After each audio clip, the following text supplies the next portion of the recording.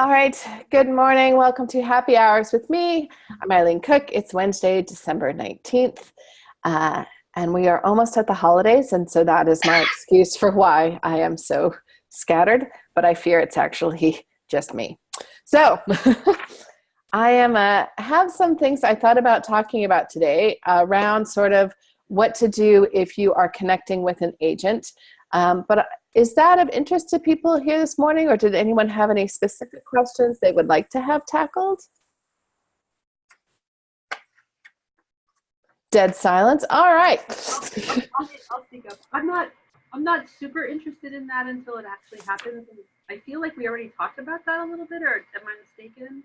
Well, today the question was to talk about what kinds of questions would you be asking an agent if you actually got the call. So when an agent calls. So what I might do is go through a little bit of it, but I won't spend the whole hour on it, and we'll shift into something else. But I want to draw people's attention. There is a resource that is under the section that has to do with practicing your pitch. I was like, think of where the section is, Eileen, that has these questions. So I just want to go through them just kind of quickly, and then if people have questions about that, we can answer those. And then I'm going to dive into something else if that's useful. So the agent questions, you'll see I divided into a couple different sections. And so you can print those off and you'll have them. And of course you can ask whatever else you might want to know. But this is the point at which an agent has said, like, okay, I'm interested in offering you representation. And so just a reminder, they're not doing you a favor. It's a business relationship. You're going to want to have some questions for them. So I broke into different areas. So one of my questions were around about the book. So those were things like, what is it that you liked about my book? Do you feel like the book's ready to go out now, or do you have revision suggestions? And if they do have revision suggestions, what are they? And I think that's around seeing how they connect with your work. So what is it about your writing that they love? What is it that they're super passionate about? If they're going to be suggesting revisions, what are those things? What might you need to think about in terms of that? Because it may be that what they want to do in terms of revisions is something that for you feels not good at all. So those are the kinds of things you'd ask there. Then you might ask about the submission, and that has to do with now their submission. So your heavy lifting is now done, and it is their job to take your work out, in fact, to editors and so forth. So the questions are things like, do they have a particular submission strategy that they're looking at? Are they going to share that submission strategy with you? Like, will you know where your book has gone? And I'm going to put in a caveat that I think you should know.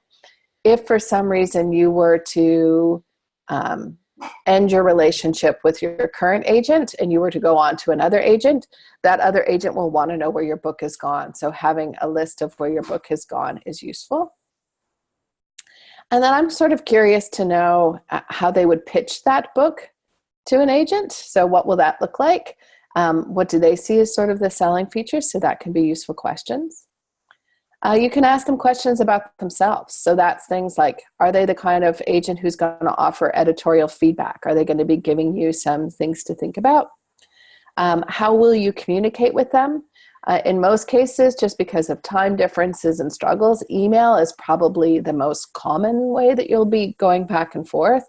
But are they someone who's open to a phone call? And there's a lot of times where it's like, if we could just jump on the phone for 10 minutes, we could save like 2 hours of going back and forth in email. How often would you communicate with them? Like, is this something like they're only going to be in touch when they have news, or is that something that you can sort of talk about? So for me, I know that I have anxiety. It's one of those things that I just know about myself. I have now come to accept it. And I am sometimes even learning how to manage it. So for me, that's things like, if a book is out on submission, I say to my agent, can you just drop me an email kind of at the end of each month and let me know what's happening? Just because if I don't hear anything, then I start spinning and making up all sorts of stories, usually negative, because that's the way I skew. So if I can just get some sort of update for that, for me, that just feels like a big win. is your agent a sole proprietor or part of a larger group? So are they, a part of an agency? So my agent, Barbara Poel, is part of the Irene Goodman agency.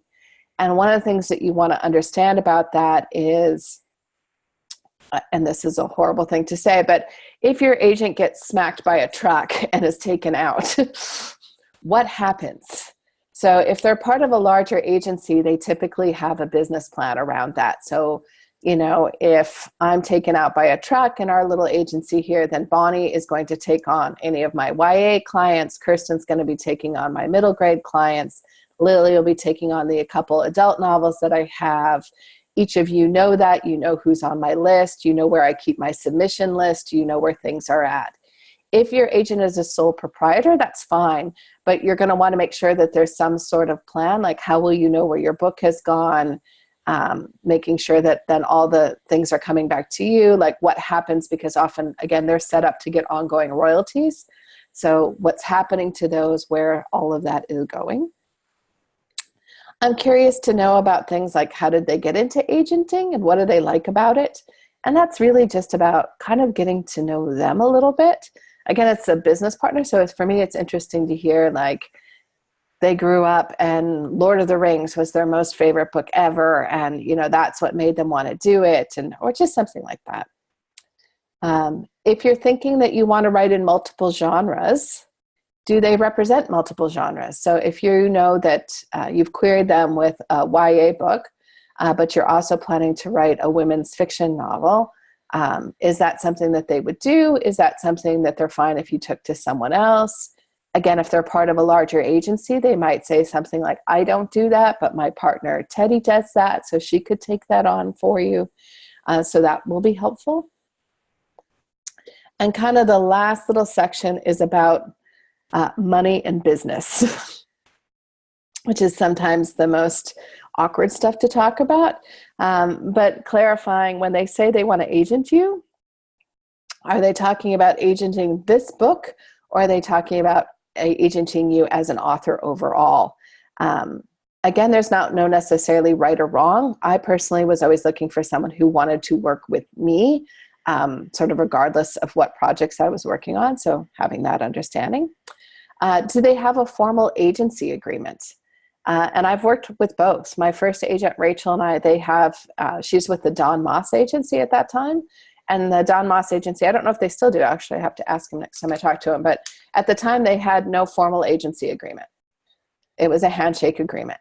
But if not, like that's something that you're going to want to see and have a chance to look at. And there should be no reason that they wouldn't send that to you. You should be clear about things like, how much are they charging you? And again, that's typically 15%. And then there's usually some sort of clause, which is less of an issue now because we don't make copies and things like that. But they used to have a thing that said something like, if they are making copies and or sending mailing manuscripts and the cost exceeds $25, that would be something that would be charged to you.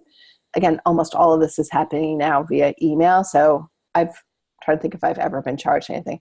I think the only thing is once when I needed a royalty check, like, toot sweet. So they wired it to me instead of mailing it to me, and then I paid the wire fee. So that would be something like that. You should understand, and I know you're in the first love, it's sort of like asking, like, how would we break up on a first date? But one of the things that you are asking is, if either of us wants out of this agreement, how does that work? So in most cases, what it is 30 days notice, and it's written notice. So you're sending some kind of formal thing that says, Bonnie, it's been lovely working with you, but I am choosing to end this agreement effective as of January 30th, that kind of thing. And also conversely, Bonnie could send one to me that would say, it's been lovely working with you, Eileen. So long, sayonara. So just understanding how that works, as well as what happens to your work. So let's say, I'll keep picking on poor Bonnie Jacoby because she's looking at me.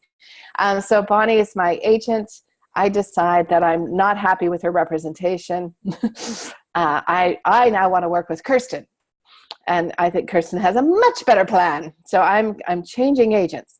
In most cases, Bonnie has the right that any place that she has already sent my manuscript, if they later come back and say, yep, I do want that, even though I'm now working with Kirsten, and Kirsten may be the one who now has to negotiate contracts and so forth, Bonnie's still going to get the royalties. She'll still get her 15% on that book. And again, that's usually outlined in the agreement. But you just want to understand that. That's also a time where you might be saying, Bonnie, can you send me your submission list so I know where the book is gone, so that Kirsten's not doubling up and sending someplace it's already been, those kinds of things. And again, this sort of happened under what happens if they get hit by a truck, but what happens if they leave agenting or change agencies? So my first agent, Rachel, did change agencies. And so what happened is, the way it had to work under that is she ended the agreement with me. I was transferred to someone else within the Don Moss agency. She then went to Fine Print Literary. I then gave notice to the person at Don Moss, and I went to her at Fine Print. But there was just sort of a process that we worked through with that. And in fact, I still get royalties through that earlier agency because my book sold when she was still there. So I still get royalty statements from that particular agency because those royalties stayed there, even though she changed businesses. So just having some clarity around that is sort of useful for you to have. Do they handle sub-rights? So that's things like film rights, foreign rights, all those merchandising rights, if you're going to suddenly make stuffies and various dolls. If you're J.K. Rowling, those subsidy rights or those things came mighty, mighty in handy. So is that something that they do, and how does that work? So again, Irene Goodman has someone who, that is all that they do is foreign rights. Her name is, strangely enough, Heather. So Heather, that is what she does, and that's 100% her thing. And she, as with most cases, what you'll find is with sub-rights, it's 20%, not 15%. And the reason it's 20% is because it ends up split. So my agent gets 10% and then Heather gets 10%. So it's a total of 20. And that's fairly industry standard. You'll see some places do bump it up to 25, but that's the highest I've ever seen it. And those are it. So I just wanted to kind of go through those because I knew that handout was in there and I wanted to make sure people knew it was there. So if you ever do get the call, you can scurry over and grab that and ask whatever you want. You can also, it's very normal to ask for references. Mm-hmm. So you can say to the agent, can I talk to some of your authors? What's that? I was going to ask, how do you do that without sounding kind of like, I don't know, rude? It's not rude at all. It's not rude. Like it is a question they actually expect. And really, like my agent asked me, like, basically, can I list you as a reference if people, like, are you open to me sending your email to someone?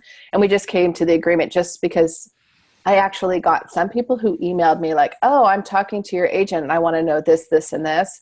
So I answered their emails, and then it turns out she actually hadn't offered them representation. They were just looking for details about her. So I thought that was kind of creepy and also weird and rude because it took my time. So now she would send me an email. So she would say, I just read this woman named Lily's book and I absolutely love it. And I'm dying to offer a representation. She's asked for references. Just so you know, she'll be reaching out to you. And then when I get an email from Lily saying that, it's great. And Barbara actually tells all of us to think about what we love about working with her and what we don't like. And she's very open that there's always going to be something that you just, it's not your favorite part of it, right? And so you can be really open. And it's really, again, about finding that fit. Like, this person is a good fit for me. And what does that look like? So, like, one of the things I would say is that Barbara is honest, which I love about her. Like, she will be like, this isn't working, or you know, you've got to pull up your socks with this, or something. Like, I really appreciate that really honest feedback. I mean, she's very nice, like, she's not mean or anything, like, she's great, but she's very, like, she doesn't spend a lot of time like, you're awesome. No, you're more awesome. Like, that's not her thing. She definitely, you know, is great at picking me up and those kinds of things, but she really sees her job as like that hard-nosed negotiator. So she'll be very blunt around, what's your bottom line here? Like, what's your would you rather have more money up front but less money? Like, where are we at with this? So we can kind of have that talk. So they expect to be asked for references, and you can basically just say, can I speak to a couple of the authors that you're working with? And if they say no, I would find that a little bit concerning. And technically, you don't need to add, like, some people reach out in general. That's because that's often on their various websites, and will say, I know you're working with this agent. Can you tell me what you like and don't like about them? And so that's fine. So Lily said, when you sign up with an agent, are they the one to edit the manuscript or the publisher or both? And will they edit it prior to publisher, or it depends? Of course, it's a depends answer. So some agents do no editing at all. So they're like, you give me a manuscript and it's my job to sell it, which technically that is their role. But a lot of them, they can't help themselves. They want to get their little fingers in there. And I actually quite like getting editorial feedback, because I know that my agent is seeing tons of things and she's talking to editors and she knows what they're looking for. So if she tells me, I really think we need to amp this subplot, I think it's going to make it more saleable, then I'm interested in, okay, like, I really am interested in doing that. But it's not technically the agent's job. So if an agent doesn't offer that, that's up to you whether or not you're looking for an agent to offer that editorial. And they're doing that before it goes to the publisher. Once it goes to the publisher, your agent's going to stay out of any changes other than helping you argue. Like, if your editor wants a change that you don't want to make, they'll kind of come in and help with that. But at that point, they're going to stay out of it. The publisher is definitely going to edit it. That's their job. So an editor is actually the person who is acquiring your manuscript and making you the money offer. So they will offer you money for it, and then you will commence the editing process. In some cases, and again, as the market has gotten tight, I have heard of where an editor will go to the agent and say, Bonnie, I really like Leslie's book, but I would need it to be shorter, and I would want to up the magic in the book. Like, there's hints of paranormal, but I would really want to up the magic. And here's some very specific notes about what I talk about. But I'm not going to make an offer until I see those changes. So it's almost like a revise and resubmit. Then you'd be talking with your agent about, do you go through that process or not? It used to be agents would tell you, oh, hell to the no. Like, if they want changes, make me an offer, put some money on the table, and then my author will make those changes. But now sometimes I am seeing that they're doing a bit more, I guess, of a soft pedal. So they are kind of setting in there and being like, this and this. And then it's really a discussion with you and your agent about, like, if this is your dream house and it's a great publisher, and your agent will know that editor and be like, I know, like, they're not going to ask for this unless they're really interested. It's not just a fishing expedition. The 2 times that I've seen this happen, both times the editor set up a phone call with the author and really talk through, like, this is what I'm thinking, this is why I'm thinking it. So it was a really positive experience. And in both cases, actually, the editors did make an offer in the end. That's a very narrow subset. That's my experience of hearing other people talk about it. But in both cases, the author actually enjoyed the process, other than it dragged it out before they had an actual offer. They did not like that part. But they did like working with the editor and getting that kind of specific feedback. And the one person I talked to, while she was waiting to hear if there was going to be an offer, she said, either way, it made my book better. So it's either better going out to someone else, or it's better hopefully with her, but at the end of the day, it was better. Any other questions on that? Dead silence. All right. So the other thing that I wanted to mention that was non-agent related for a change is it's end of the year. And end of the year has this sort of thing for me where I kind of go through this thing with writing resolutions and sort of I get the desire to clean my house, all those kinds of things. So I thought it was interesting to think a little bit about your writing space as we kind of come to the end of the year and sort of what is it that you need. So I'm curious if people can just take a moment, and whether you want to close your eyes or not, but just think about if you could design the absolute perfect writing space, what that would look like. Like, Are you looking out the window at the ocean? Is there floor to ceiling bookcases with one of those beautiful little wooden ladders? Is it a friend of mine actually, and she ended up doing it because she lives on Vancouver Island where they have nothing but space and land. She built a writing cabin. So it's a, one of those she shed kind of things, where she ran power out there, and that is 100% her space. And she painted it the colors that she loves and all of those kinds of things. And so that is her writing space. But thinking about kind of what that perfect space is, because then you can kind of work backwards from there, assuming that unfortunately you are unable to afford a cabana boy at this time. I'm still trying to figure out what the cabana boy is doing for your writing, Bonnie. But I'm going to assume he's coffee and inspiration. Coffee and inspiration. Refilling your printer. Massage. Yeah. Rubbing your shoulders, maybe. Bringing me drinks, bringing me coffee. Yeah. Snacks. So until you have moral support, it's very encouraging, that cabana boy. Yeah. I'm open to that. I didn't want to say slave, so. Yeah, no, that's going too far. I could have said you would pay him. Of course, maybe he wants to work for free. That's also an option. But thinking about if you can't have that perfect writing space, what things can you put into place? And Lily actually just put in the comments, one of the things that I think is well worth a really good investment is a really good chair. If you can have that and saving up for that and making a bit more, like that and a laptop, I think are probably the most important pieces of equipment that you're going to have. So spending some time, because you do spend a ton of time in that chair. If you can't have a dedicated space, so some people, and of course I'm looking through people's viewfinders here, like some people have, an actual writing space that is theirs. I know some people that's not an option. So they're kind of on my dog has a thought about that. They're working on, a corner of a dining room table or something like that. And that's very normal and it's not surprising at all. Or they have to share that writing space. So it's the family office. So the kids are doing homework there. That's where bills get paid. All the other stuff is happening. Is thinking about whether or not you can create a pop-up space. So one of the really useful things, and you can get them at IKEA, Bed Bath & Beyond, are those kind of rolling carts where you have a cart that's like, this has the stuff that I need for my writing space. Hang on, I'm going to yell at my dogs. I'm going to mute that first. All righty. I love the mute option.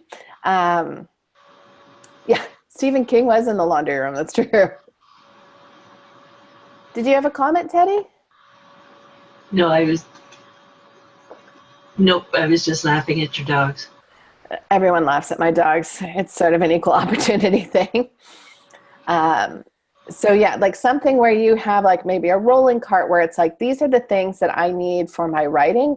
And if I'm going to be working at the dining room table, which again, tons of people are doing, then I can roll that out and have that. Or if, you work in a comfortable chair in the living room and that's your particular space, then that's what you can do. And you can sort of set that up. Bye, Bonnie G.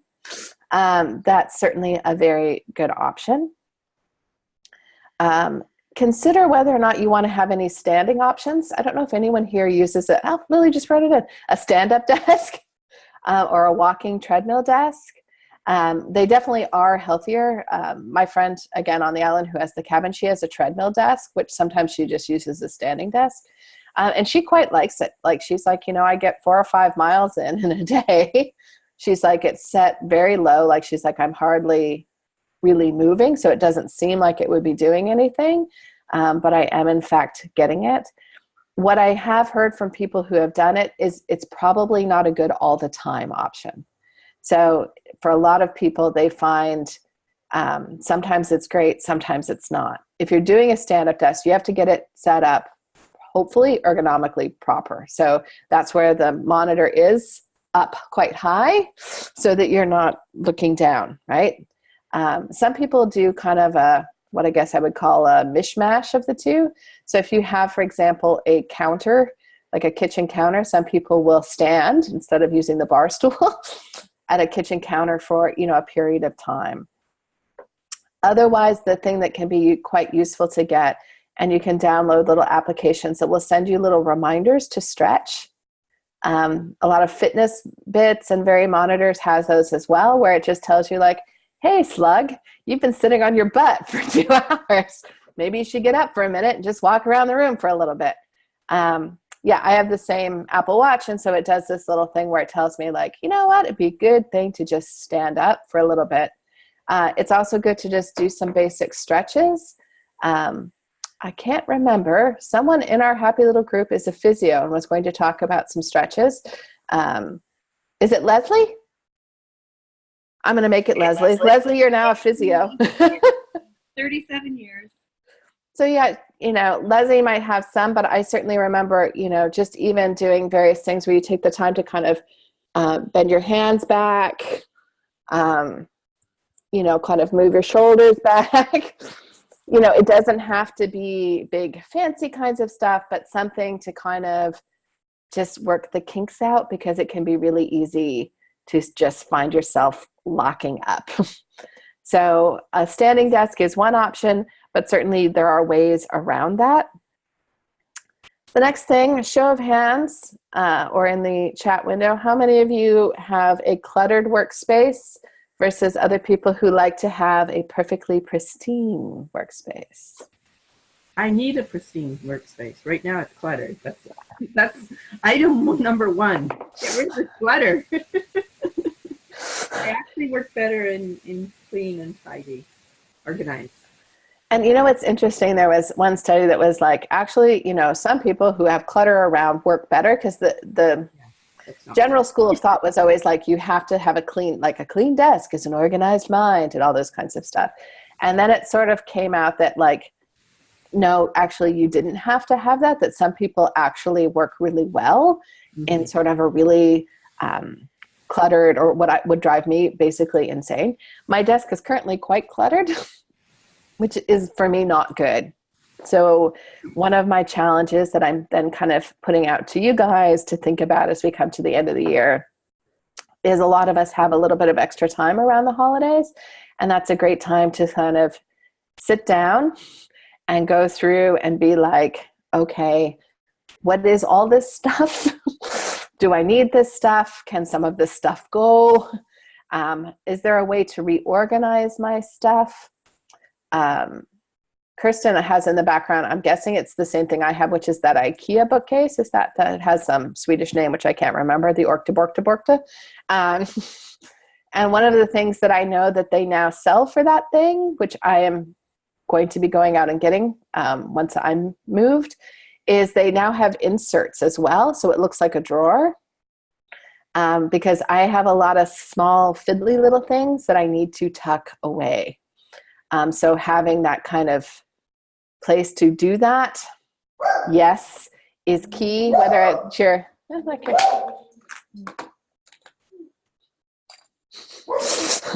some kind of organizing thing that's going to help you out. This is why I love, if anyone has ever been down to the States, have you ever seen the Container Store? That place makes my heart go a little pitter-pat. If you have a chance, they're down in Washington State, Pawnee. There's several of them, like in Seattle and Bellevue and those kinds of things. Like, you can see Kristen doing that, like, oh yeah, yeah. It sells everything. It sells little clear boxes that you can put paper clips in. They also sell paper clips that look like unicorns. So, you know, if you're into that kind of thing, they sell little, you know, hold dolls, those kinds of things. But this is a really good time, especially if you're currently cluttered, to look around your space and be like, what is it that I have? And is there a better way to organize this stuff? For me, this is a good time to be like, do I need some different files to kind of keep things in? So I have on my desk is what I call the active file, which is stuff like I know I'm going to need this immediately, so I don't even want to put it in the filing cabinet. But when that starts to become like this, then I go through and it's like, do I need some kind of file system? I'm a big fan. I buy those file boxes, again, Container Store purchase, but you can buy them other places as well. They're actually kind of fancy. Like mine they look like they're leather. They're not, they're pleather. They're vegan leather file boxes. So because I like the look of them. So I think it makes the space look nice. Again, IKEA, gotta love it. They have a bork version of a filing cabinet that comes on wheels or not on wheels. That's useful. Do you need some new file folders? Those kinds of things. Do you need a system? Sometimes it's that idea of, I'm going to set a goal that every Friday, I'm going to go through the paper on my desk. One of the things that made a big difference for me was as mail comes into the house, I instantly deal with it. That was one of my really bad things. So I used to have this huge pile that was by the door. And now I instantly go through with, this is trash. And I'm just going to put it in the trash. These are bills I need to pay. And then they go in a file folder that I deal with every other week. Or, very rarely, this is actual mail, that's systems. Yeah, I'm dreaming of an assistant. And it is on my list. I have used someone on occasion to sort of help with things. A cabana boy would be nice who might organize some of this stuff. That would be useful. I used to, as Lily put, I used to print linking everything. I was that person who was that old CEO who would print out emails. And now I'm trying to get better about creating electronic folders and about having places to keep things. Crystal is an amazing person to talk to about organizing your computer desk space. I don't know if she has ever shown you her desktop or some of her files. It's a thing of beauty. But one of the things that I have learned from her that I've started to do is pay way more attention to what I call things as I save them. So for example, I used to do a workshop that was on dialogues called, Why Would You Say That? And I actually remember this because the amount of times I would lose that and be like, what was the name of that dialogue workshop? And where would I have saved it? I do not know, Eileen. Or I would save it by the conference name. So I would save Surrey International Writers Conference dialogue. And then when I would be going to look for it, it would be this massive thing about where did I give that workshop, blah, blah, blah, blah, blah. So thinking about how am I going to find this thing again? So Crystal, for example, starts every single thing with a year. So 2018, and then she would call it dialogue workshop and then _ SIWC. So she's putting the more important information towards the front and the less important information towards the back. And it makes it far easier to find things. I also started to break down files. So I used to have mentorship clients. And then I would have everyone that I have ever worked with for all of eternity in this one file. And then finding something would become this horrible process of doing that. So now I will set up files that'll be 2018. And anyone I work with, Bonnie Jacoby, gets a file folder under that. And then anything that I'm sending her, any of those things get sent into that. That also makes it easier if I eventually need to jettison things. So for example, I had mentorship clients going back from when I first started teaching. And you know what?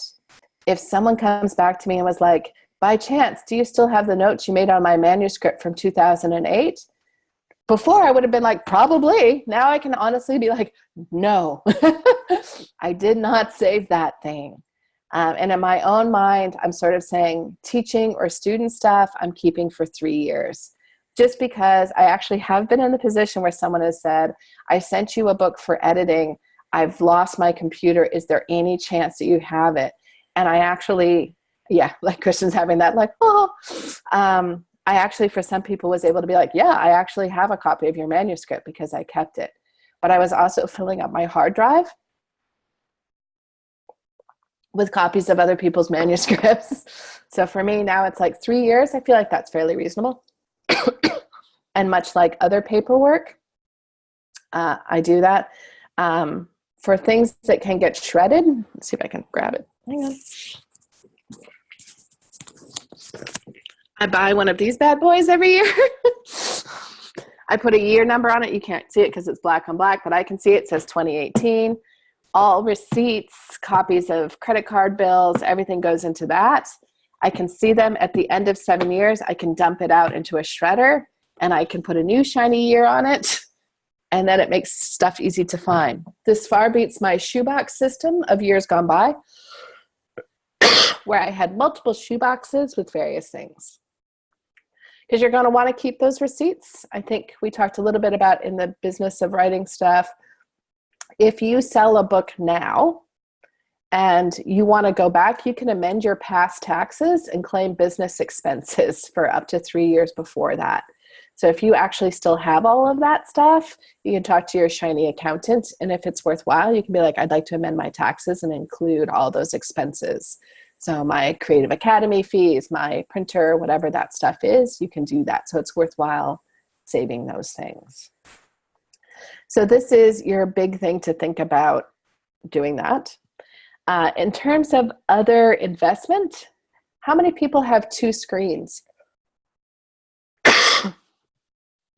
If you're feeling wild and crazy and you have some money and you don't know what to do with it, because I know that happens to all of us, like, what will I do with this spare money? One thing to think about is having 2 different screens. So I have my laptop screen, and then I am looking at a much larger screen that you can't see because I'm looking at it, where that screen is, I wonder if I can actually, hang on, maybe I can show it to you. Hang on, see if this works. But behold, my office. We're going to turn this around. Ta-da! And you can see yourself. Isn't that exciting? So I have a really large monitor. And if all you're buying is a large monitor, it's actually not that expensive. It is not a whole other computer. It is just the monitor. And the reason that I like it, well, one, it was cheaper than buying a whole other computer, so that's a bonus. 2, I don't need another computer, but it allows for certain things. So for example, when I'm writing, I will often have my manuscript on the big monitor, the one that I'm looking at. One, because I can also make it larger because I got bad eyes now. But on my laptop, I can have open, for example, the internet. So if I need to look up something real quick, I can just look down, look it up. Or if you have an outline as a separate document, you can have that document open on the laptop screen, or for example, on an iPad, if that works for you. So you do have a second screen, Bonnie.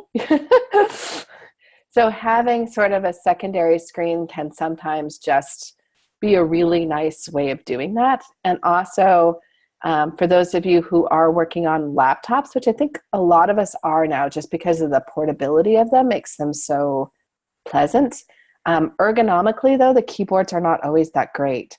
So having an external keyboard, la la la la, just like that, is not a bad investment either.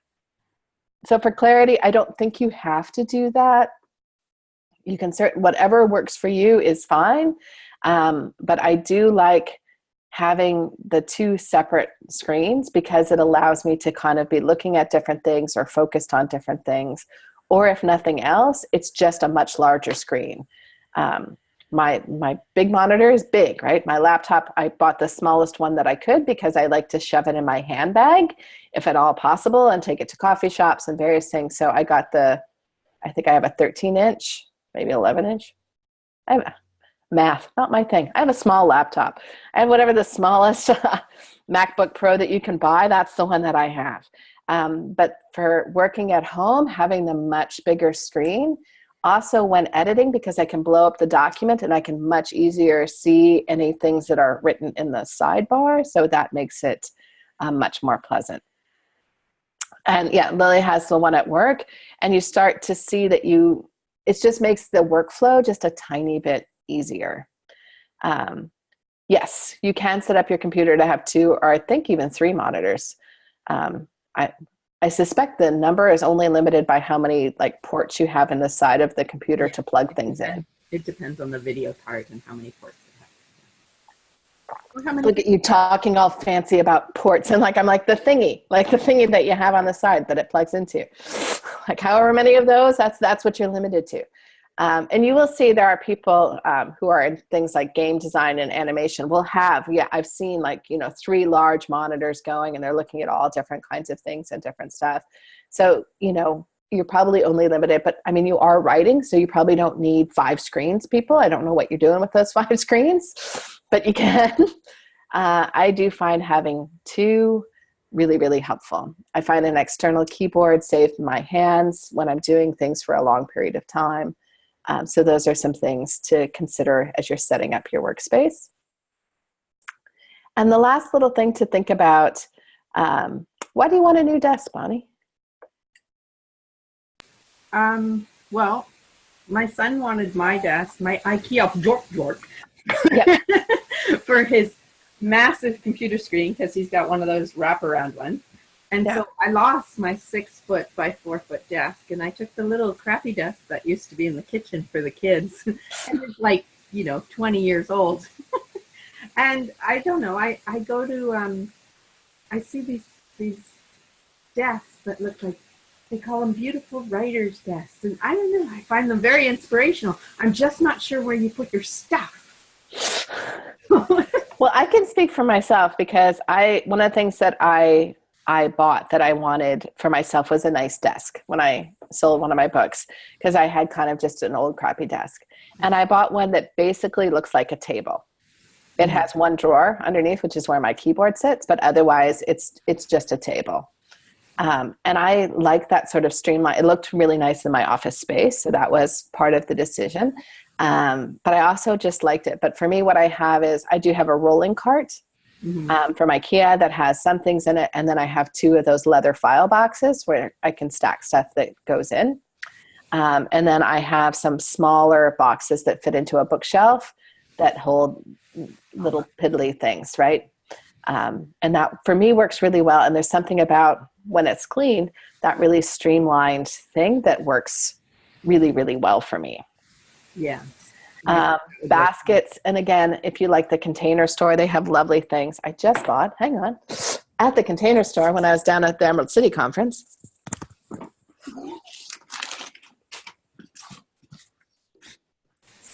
You're getting a workout today. Bending over and taking off your earbuds.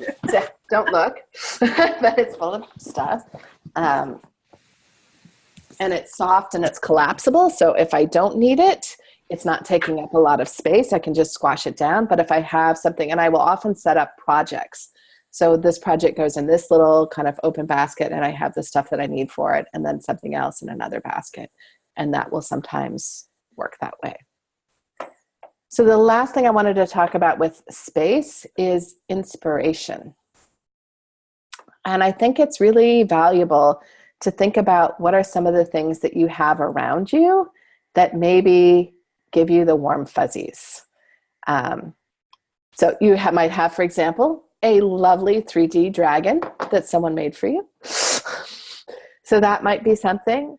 It might be a particular quote. So some people have a quote that they find really inspiring, and so they print it out. And here's my challenge to you. If you have a quote that you wrote on like a Post-it note and stuck on the side of things, think about, I don't know, getting all wild and crazy and picking a nice font and, going really out there and printing that sucker off in a nice font. You could put it, there you go. Oh, I like that. I have one that says, write drunk, edit sober. Well, mine is a little sort of the same idea. drink induced, but yeah. But thinking about like printing it out on a nice piece of paper, or, you can go onto Pinterest and actually make yourself a Pinterest thing with it and printing that out. Put it in a picture frame. You can buy those picture frames. Like I'm hawking IKEA today, but you can get a picture frame at, someplace else as well. And like an inexpensive thing, Pier 1 or whatever, Winners, right? And get a nice frame. Oh, there we go. That's nice, Leslie. Oh, I like that. I have one that I just put away because we're getting ready to put our house on the market, so I'm trying to declutter stuff. But I have one that a friend gave me. It was actually a card that she mailed me that I kept on my desk for the longest time and then finally just framed it. But it said, the dream is free. The dream is free, but something that like requires hustle. So it's all about that kind of thing. And so I really like that. I do have a framed up Keep Calm and Write On that someone else had sent to me, which I kind of keep framed and doing that. Oh, good point, Kristen. Canva's great for that if you want to create kind of your own little pictorial. Some people have like a cork board and they're putting up stuff that might inspire them on their particular project. So it might be a picture for something. It might be just in general. I keep on my desk. Let's see if I can find it because you guys will like it. Let's see if I can do this.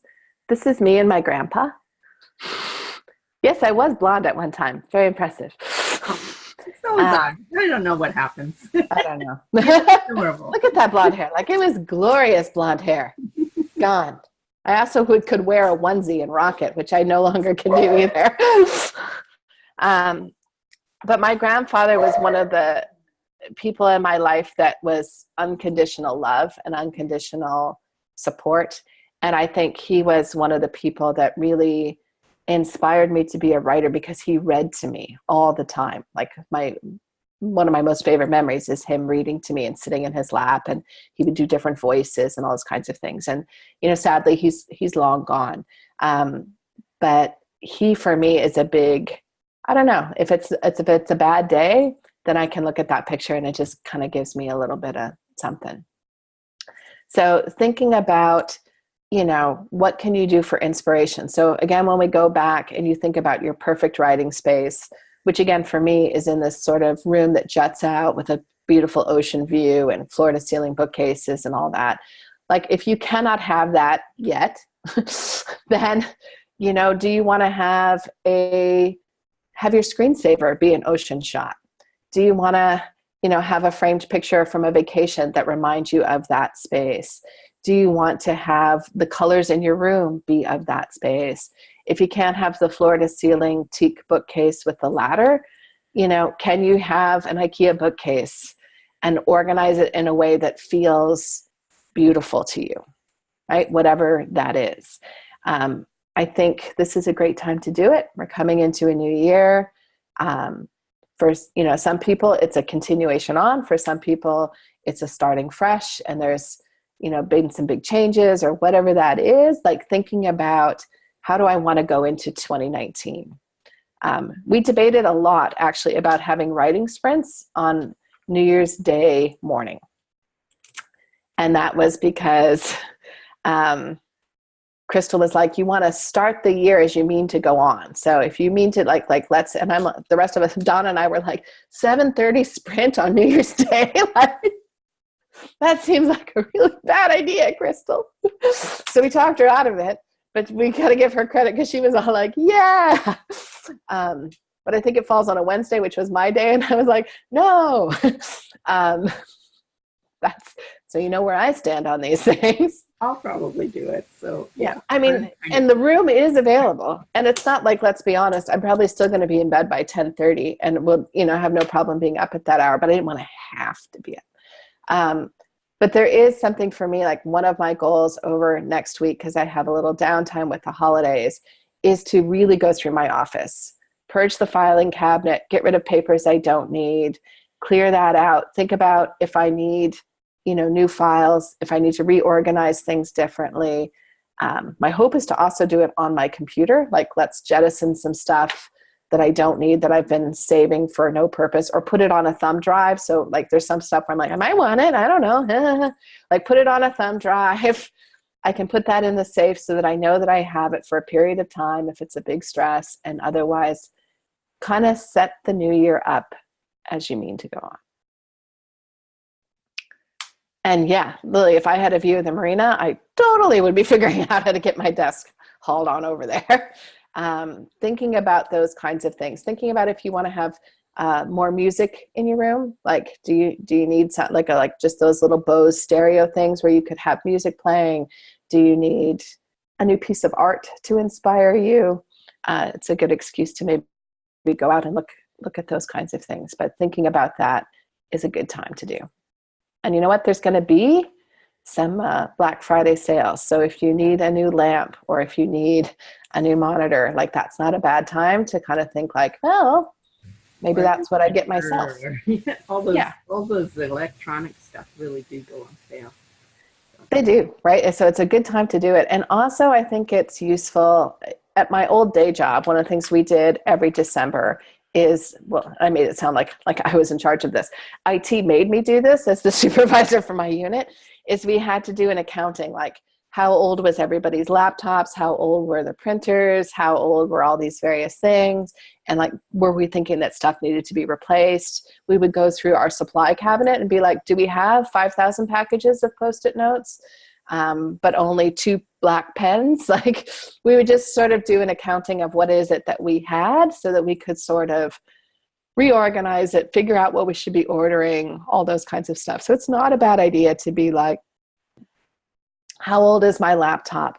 Because if you're looking at your laptop and it's 3 or 4 years old, and if you don't just, I mean, hopefully you just have tons of oodles of money, but if you don't, like, if you know, like, it's coming to its end time, you can start squirreling some money away. And even, $5 a week might mean that at the end of the year, you've got the money to buy the laptop that you need or the printer that you need or that kind of thing. And it is an investment in what you're doing. So having an idea of how old is some of this stuff, and sadly, most of those electronics do not have the shelf life that they used to have. So thinking about that, you can make a laptop live a lot longer if you clean it off, if you get rid of a lot of that stuff. So sometimes that's what's required. Any questions on that? Thoughts on that? Shallow thoughts on that? Nope, it all sounds good. I have plans. I just need time. Well, you're in luck because office hours next week is canceled because it's Christmas Day. Oh, I would be there all by myself. So yeah, I'm sure you'll have tons of time with nothing to do. No, I'll be cooking up a storm. Or that. Yeah. But it is a good time oftentimes for everybody who's also juggling day job stuff. A lot of that stuff tends to be a little quieter over these weeks. Certainly not quieter, as my dog would have you know, but a little bit less busy. So you can have an opportunity to maybe do that. So that is my homework and challenge to everyone, is to think about your writing space, think about what you would like it to look like, maybe pull out a journal and talk about what you want in your space and what will make you feel like a real writer. I think for so many of us, that's the struggle. So what can you do to feel like the Velveteen Rabbit, just a little bit more real and tidy, darn it all. Real and tidy. Real and tidy. All right, so that's your homework. If no one has anything else, I'm going to thank you all for coming in and wish everybody a good rest of the week. Yep. I'll be around on Boxing Day next week. Okay. Thank you. You bet. Take care, everybody. Feel better, Lily. I know you're sick. Get some sleep. Okay.